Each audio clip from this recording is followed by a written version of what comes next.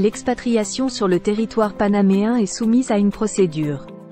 Nous allons vous apporter dans ce dossier un bref aperçu des prérequis pour la procédure de résidence. Le Panama utilise le balboa et le dollar américain comme monnaie. En termes d'indicateurs économiques clés, le PIB du pays était de 68,54 milliards de dollars en 2020, avec un PIB par habitant de 15 679 dollars et un PIB par habitant en parité de pouvoir d'achat de 28 862 dollars.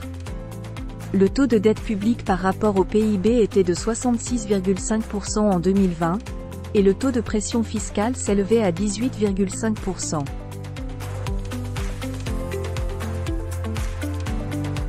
Le système fiscal panaméen est progressif, avec des taux d'imposition variant de 0% à 25% pour les revenus personnels et fixés à 25% pour les sociétés. Pour être considéré comme résident fiscal, il faut séjourner plus de 183 jours par an dans le pays ou posséder un domicile permanent au Panama. Les impôts sur le revenu varient de 0% à 25%, avec des exonérations pour les revenus inférieurs à 11 000 dollars et des déductions pour les charges familiales. Les impôts sur les sociétés sont fixés à 25%, avec des exemptions pour certaines activités et zones franches. La TVA au Panama est de 7%, avec des taux réduits de 0% sur certains biens et services essentiels. Des exemptions sont également accordées pour l'éducation, la santé, les produits alimentaires de base, etc.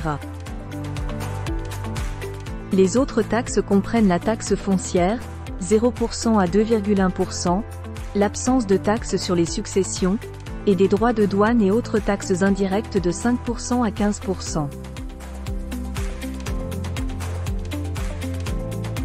Le Panama a conclu plusieurs accords commerciaux et d'investissement avec des partenaires tels que les États-Unis, l'Union européenne et le Canada.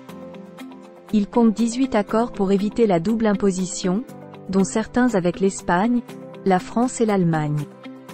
Le pays participe à des échanges automatisés d'informations fiscales ou bancaires, conformément à la Convention multilatérale sur l'assistance administrative mutuelle en matière fiscale. Bien qu'il ne soit pas inscrit sur les listes noires, le Panama figurait sur la liste grise de l'UE en 2021.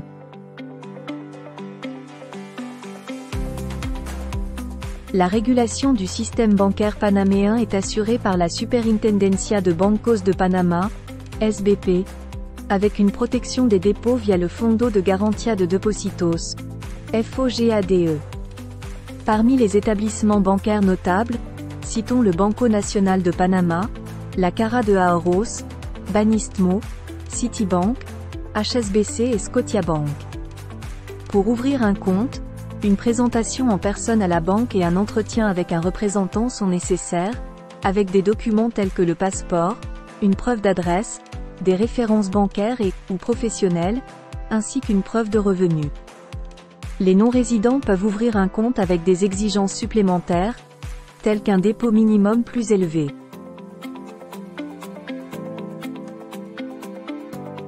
Les secteurs d'investissement clés incluent la logistique et le transport, Canal de Panama, le tourisme, l'agriculture, café, fruits, et l'immobilier.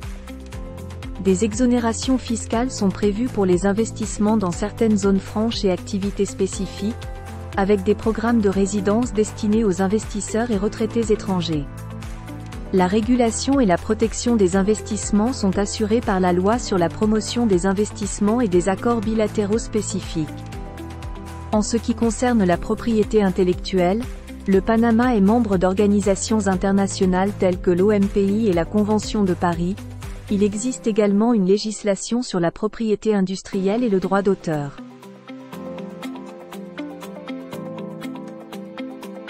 Les opportunités pour les investisseurs au Panama résidant dans une croissance économique stable et une situation géographique stratégique, tandis que les risques potentiels incluent la corruption, la bureaucratie, des infrastructures insuffisantes et des inégalités socio-économiques. Formalités d'entrée et de séjour. Les visas au Panama comprennent des exemptions pour de nombreux pays pour les visas de touristes, des visas d'affaires d'une validité de 30 à 90 jours renouvelables, et des visas d'investisseurs avec des conditions spécifiques d'investissement. Les permis de travail incluent des catégories pour les travailleurs étrangers, les travailleurs spécialisés et les investisseurs. Une résidence permanente est également possible pour les ressortissants de pays amis du Panama, avec des conditions liées à la constitution d'une entité panaméenne, un contrat de travail local, ou l'achat d'un bien immobilier sur le territoire panaméen. Pour obtenir le statut de personne économiquement indépendante, un investissement d'au moins $300 000 est requis, soit dans un compte épargne local soit dans un bien immobilier d'une valeur minimale de $300 000. Dans les deux cas, la justification de ressources suffisantes pour vivre de manière indépendante économiquement est nécessaire. En conclusion, nous vous invitons à consulter ce guide de l'expatriation fiscale au Panama. Il est disponible sur notre site, en lien sous cette vidéo. Nous espérons que cet avant-goût vous donnera envie d'en savoir plus. À très bientôt sur le guide de votre argent.